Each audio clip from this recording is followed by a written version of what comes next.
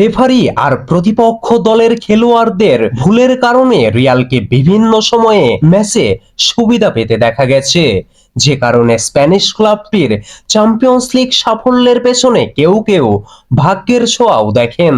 তবে অ্যান্টোনিও রুডিগারকে কথাটা বলেই দেখুন, যুক্তি দিয়ে রিয়ালের শিরোপা ভাগ্যের দাবি উড়িয়ে দেবেন।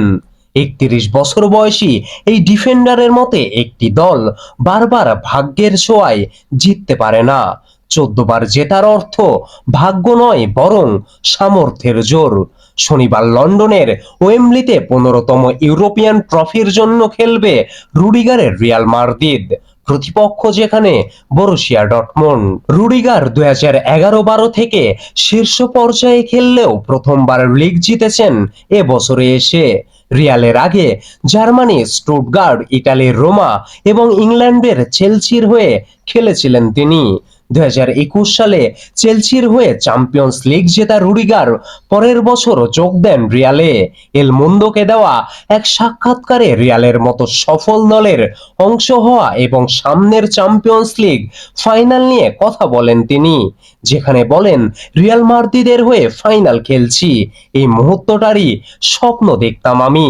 রিয়াল অনেকবারই চ্যাম্পিয়ন্স লিগ জিতেছে, কিন্তু এরপরও ব্যাপারটা বিশেষ কিছু। এখানে এটা আমার প্রথম চ্যাম্পিয়ন্স লিগ ফাইনাল, সময়টা বেশ দারুণভাবেই উপভোগ করছি।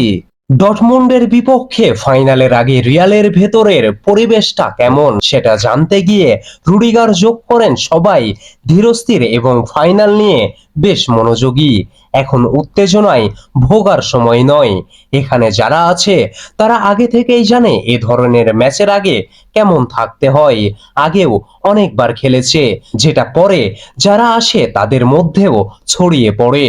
জীবন হচ্ছে ভারসাম্য রাখার বিষয়, উত্তেজনা এবং শান্ত থাকার মাঝামাঝি অবস্থান করা। ইউরোপে রিয়ালের শিরোপায় সবচেয়ে বেশি, দ্বিতীয় স্থানে থাকা এসি মিলানের ট্রফি চ্যাম্পিয়ন্স ক্লাবটির অর্ধেক, অর্থাৎ 4টি। রিয়ালের সাফল্যের ক্ষেত্রে ভাগ্যের ছোঁয়াও আছে কিনা এমনটা জিজ্ঞেস করা হলে রুডিগারের তৎক্ষণাৎ জবাব, না। কেউ যদি ১৪ বার চ্যাম্পিয়ন হয় তখন আপনি ভাগ্যের কথা বলতেই পারেন না। রাস্তাঘাটে মানুষের মুখে এখন একটা কথাই, 15তম ট্রফিটা হয়ে যাক। এটা রিয়ালের ডিএনএ, জেতা জিততে থাকা। আমি যখন এই ক্লাবে সই করি আমি অনুভব করছিলাম যে এই ক্লাবটা শুধু জিততেই চাই, আমার কাছে জীবনের মানেও জিততে থাকা। সাব্বির রহমান, এসা ফ্ল্যাশ বিডি।